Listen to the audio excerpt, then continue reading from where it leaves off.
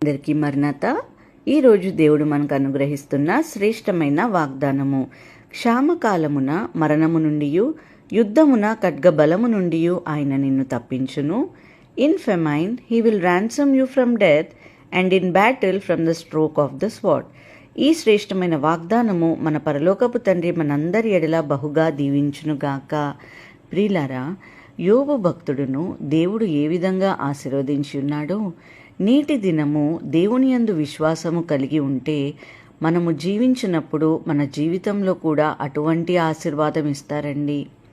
అంత మాత్రమే కాదు, కానీ దావీదు గారి జీవితంలో కూడా మనం చూసినట్లయితే దేవుని యందు ఎంతో విశ్వాసం కలిగి జీవించేవారు. యుద్ధ సమయములో దేవుడు ఎంతగానో విజయము అనుగ్రహించి రాజుగా ఒక ఘనమైన స్థితిలో ఉంచారు. అలాగునని మన జీవితంలో కూడా దేవుని యందు విశ్వాసంగా ఉంటే మనం చేసే ప్రతి పనుల్లో విజయం దయచేస్తారండి. ప్రార్థన చేసుకుందాం. యెహోవా రాఫా, మా తండ్రి, మీ మహిమగల నామమునకై మీకు స్తోత్రములు. యేసయ్యా, వాక్యంలో చెప్పి ఉన్నారు, రాజులకు విజయము దయచేసే దేవుడవు నీవే ప్రభా. దుష్టుల ఖడ్గము నుండి నీవు నీ సేవకుడైన దావీదును తప్పించావు. అదే విధముగా ప్రార్థనలో ఏకీభవిస్తున్న ప్రతి ఒక్కరికి విజయంను దయచేయమని యేసు నామములో అడిగి వేడుకొంచున్నాం తండ్రి. ఆమేన్.